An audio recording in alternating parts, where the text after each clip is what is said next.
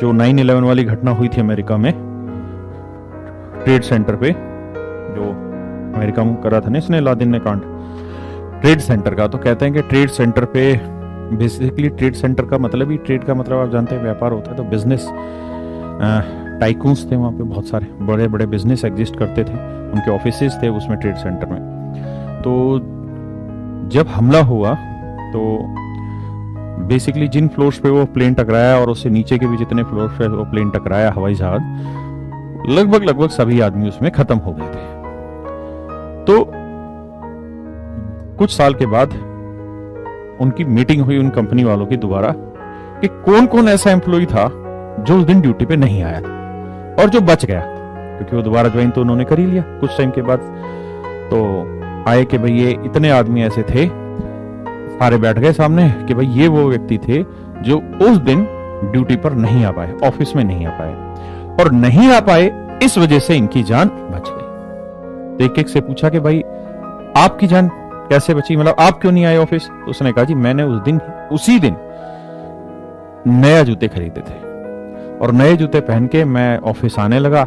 जैसे ही घर से थोड़ा सा चला तो नए जूते होने की वजह से उन्होंने मेरी पैर के पिछले हिस्से को काटना स्टार्ट कर दिया, और काटना स्टार्ट कर दिया तो मुझे पेन होने लगा। तो मैं केमिस्ट की दुकान पे चला गया, और मतलब जो भी वहां की भाषा होगी, तो केमिस्ट की दुकान पे चला गया, वहां से मैंने एक बैंडेड खरीदी, वो बैंडेड वहां चिपकाई। तब तक मेरी वो जो वहां ट्रॉम या मेट्रो जो थी, वो वाली मेट्रो मिस हो गई, और उसके बाद वाली मेट्रो में फिर मैं चढ़ा, और तब तक कांड हो चुका था। एक से पूछा जी आपके साथ क्या हुआ? एक ने कहा जी मैं ट्रैफिक में स्टक हो गया था, ट्रैफिक में फंस गया था।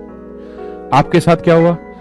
मेरे साथ ये हुआ जी कि सुबह सुबह जो खाना डिलीवर करने आते हैं, दूध देने आते हैं, वो आया ही नहीं आज खाना देने, और जब वो खाना देने नहीं आया तो मेरे को बड़ा गुस्सा आया। फिर मैं मार्केट गया, खाना लेके आया, फिर तैयार हुआ, फिर ड्यूटी आया। ऐसे करीबन वो 150-200 लोग थे, और उन 150-200 लोगों की कहानियां सुनी सबकी, कि भाई कौन कौन किस वजह से नहीं आ पाया ड्यूटी।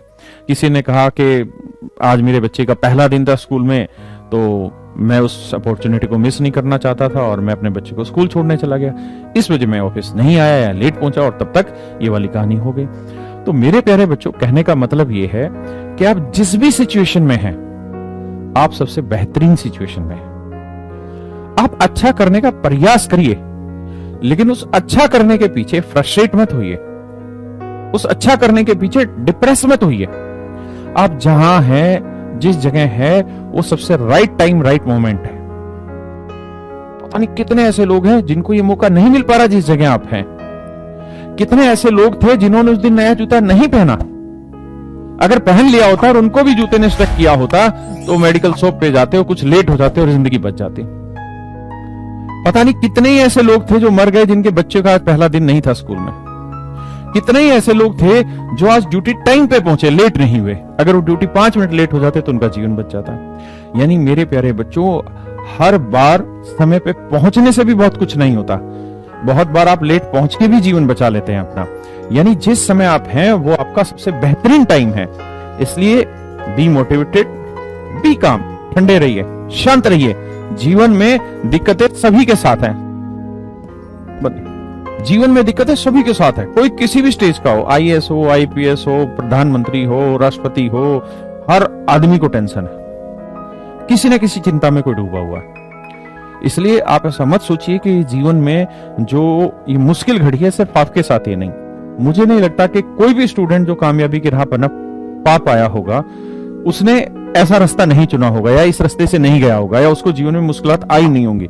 यार बहुत आई है, हमें भी आई है, हमसे पहले वालों को भी आई थी, आपको भी आ रही है, हमारे बाद वालों को भी आएगी।